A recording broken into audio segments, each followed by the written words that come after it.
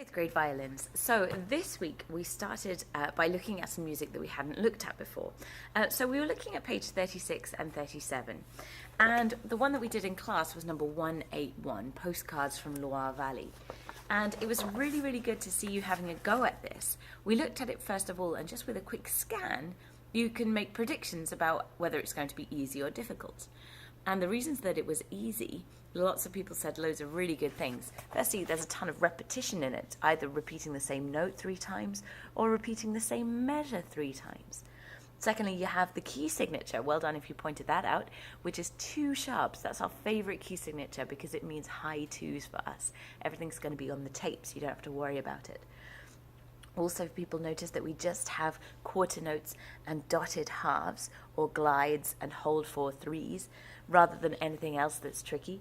And we spotted that it mostly moves by step, which is one of the best things. We did notice that in this big descending scale at the end, it sometimes went wrong when we played it through because people didn't have their 3 on D ready after having played the open A. So what I'd like you to do this week is to take any other piece on page 36 and 37 and do the same things. Look at the piece to decide whether or not it's going to be tricky, or rather to spot what the tricky things will be, and then have a go at playing it. Here's the tip. Start slowly and keep a really steady beat in your head or with your foot, or ask somebody else to help you, rather than getting this sort of stop-start disjunctedness of just playing note by note. We then looked at conquest. Now, last week, we looked at the very first section. Oops, sorry. That's going to be very loud for you on a video. So, last week, we looked at the part from measure 5.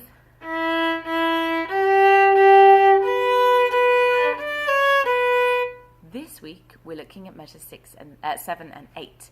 Now, look easy, but there's some tricky stuff about them. So the first thing I wanted you to do was put your bow down and practice getting the notes right. 3, 3, 2, 1, 0, 2, 1, 1, 1, 0, 3, 2, 1. Watch out again when you're doing that scale down. Don't peel your fingers off because you got to jump straight to a 3. So, did you see how my fingers hardly had to move to get across there? One more time. 3, 3, 2, 1, 0, 2, 1, 1, 3, 2, 1. So, the reason that I wanted you to practice them separately is that the bowing has a slur in it, and this can throw you a little bit. So we're going to go down, up, down, up, down, up, down, up. You can think about it in tons of different ways. For example, using lazy as your hand, lazy hand, lazy hand, lazy hand, busy hand, lazy hand, lazy hand, lazy hand, busy hand. You can say 2 notes on the slur, sorry. 2 notes up, down. 2 notes down, up. And you might want to think about slow or fast using your bow hand, or quick, which will make more sense. Slow, slow, slow, quick, quick, slow, slow, slow, quick. So try practicing it to get the right bowing. If you don't do that slur, I'm afraid it is wrong, and that you will look like you're doing the wrong thing when people around you might look like they're doing the right thing.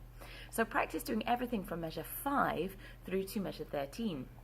We also looked at measure 21 onwards, which is not difficult, but counting the rests is difficult. The little box thing that you have at 21 is 4 counts of rest. You then play 3 Bs, not 4, not 2, but 3 Bs, with a retake and then 2 slow bows, B, B, B, and so on. I'll show you. Here's measure 21. 21 is sh, sh, sh, sh. 1, 2, 3, retake. 1, 2, 3, sh, sh, sh, sh, sh. Sh. Slow bow, slow bow. Okay. So while you're doing that, the cellos have their melody, so make sure that you're counting your rests and you don't tread on a cellist's toes because they don't like that. See you next time.